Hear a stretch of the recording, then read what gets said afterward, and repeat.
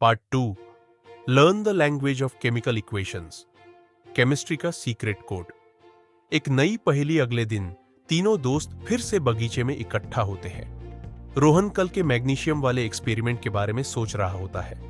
वो नवनीत से पूछता है, नवनीत, याद है कल हमने मैग्नीशियम को जलाया था?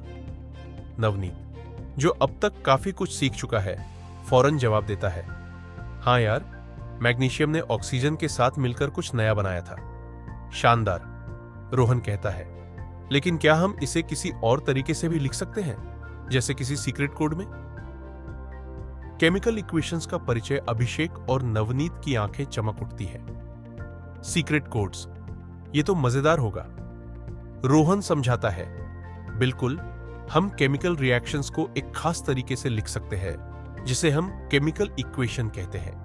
ये बिल्कुल एक सीक्रेट कोड की तरह है, जो हमें बताता है कि रिएक्शन में क्या हो रहा है। केमिकल इक्वेशन को समझना। मान लो तुम एक केक बना रहे हो, रोहन कहता है। तुम क्या क्या यूज करते हो? आटा, चीनी, अंडे, है ना? अभिषेक और नवनीत उत्साह से हां कहते हैं। तो ये सब इंग्रेडिएंट्स जो तुम यूज करते हो, वो रिएक्टेंट्स है, और जो स्वादिष्ट केक बनता है, वो प्रोडक्ट है।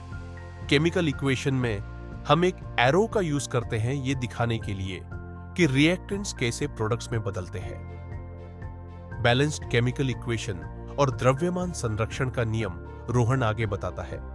लेकिन एक बात याद रखना, केमिकल इक्वेशन हमेशा बैलेंस्ड होनी चाहिए। अभिषेक फिर से कंफ्यूज हो जाता है। बैलेंस्ड? इसका क्या मतलब है? रोहन समझाता है, बैलेंस्ड का मतलब है कि इक्वेशन के दोनों तरफ हर चीज की मात्रा बराबर होनी चाहिए। वो आगे बढ़ाता है, ये बिल्कुल ऐसे है जैसे तुम एक बाइसिकल बना रहे हो। तुम्हारे पास एक फ्रेम, दो पहिए, एक हैंडल और एक सीट है। अगर तुम इन सब पार्ट्स को सही तरीके से जोड़ोगे तो एक पूरी बाइसिकल बनेगी। लेकिन अगर कोई पार्ट कम या ज्यादा हो गया तो बाइसिकल नहीं बनेगी, है ना? नवनीत और अभिषेक सिर हिलाते हैं। ठीक इसी तरह केमिकल रिएक्शन में भी रिएक्टेंट्स के सभी एटम्स प्रोडक्ट्स में मौजूद होने चाहिए। कोई एटम गायब नहीं हो सकता और ना ही कोई नया एटम अचानक से आ सकता है। तो बैलेंस्ड इक्वेशन में तीर के दोनों तरफ हर एलिमेंट के एटम्स की संख्या बराबर होनी चाहिए। नवनीत अपनी समझ को शब्दों में डालता है। एकदम सही, रोहन कहता है। और इसी आइडिया को हम law of conservation of mass यानी द्रव्यमान संरक्षण का नियम कहते हैं। यह साइंस का एक बुनियादी नियम है जो कहता है कि किसी भी केमिकल रिएक्शन में मास को न तो बनाया जा सकता है और न ही नष्ट किया जा सकता है, बस उसका रूप बदल सकता है।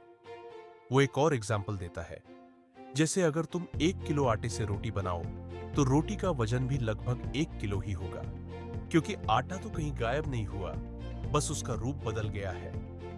अभिषेक उत्साह से कहता है, वाह, ये तो कमाल है। तो बैलेंस्ड केमिकल इक्वेशन हमें यह बताती है कि रिएक्शन में कुछ भी बेकार नहीं जाता, सब कुछ किसी ना किसी रूप में बदल जाता है। दूसरे भाग का सार। केमिकल इक्वेशंस केमिकल रिएक्शंस को लिखने का एक तरीका है, जैसे किसी सीक्रेट कोड में। रिएक्टेंट्स वे पदार्थ है जो रिएक्शन में भाग लेते हैं, और प्रोडक्ट्स वे पदार्थ है जो रिएक्शन के बाद बनते हैं। बैलेंस्ड केमिकल इक्वेशन में दोनों तरफ हर चीज की मात्रा बराबर होती है। Law of conservation of mass यानी द्रव्यमान संरक्षण का नियम कहता है कि किसी भी केमिकल रिएक्शन में मास को न तो बनाया जा सकता है और न ही नष्ट किया जा सकता है, बस उसका रूप बदल सकता है। आगे क्या? रोहन, अभिषेक और नवनीत ने केमिकल इक्वेशंस की भाषा और द्रव्यमान संरक्षण के नियम को समझ लिया है। अब वे तैयार है केमिस्ट्री की दुनिया के और भी रंग देखने के लिए, जहां अलग अलग तरह के केमिकल रिएक्शंस उन्हें हैरान करने वाले हैं। अगले भाग में वे जानेंगे कि रिएक्शंस कितने टाइप्स के होते हैं और कैसे ये हमारी दुनिया को रंगीन बनाते हैं। चलिए उनके साथ इस सफर पर आगे बढ़ते हैं।